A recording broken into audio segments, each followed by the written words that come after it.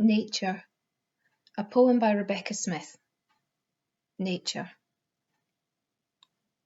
Nature hasn't got your back. Instinct hijacks and bends you until your will is lost. Make no mistake.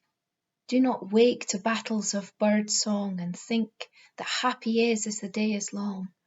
No, happy is a garden of plants raised and hardened to weather, tethered to wheels spun by idle hands, idle, careless hands, unthinking, thoughtless plans that organize against you.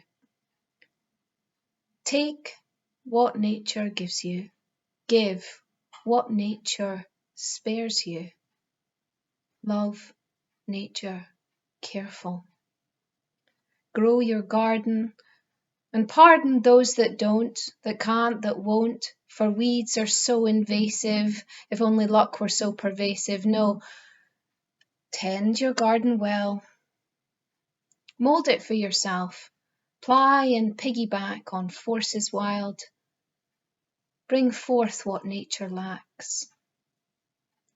Sow seeds of good intention and flourish, conscious, in spite of the tension.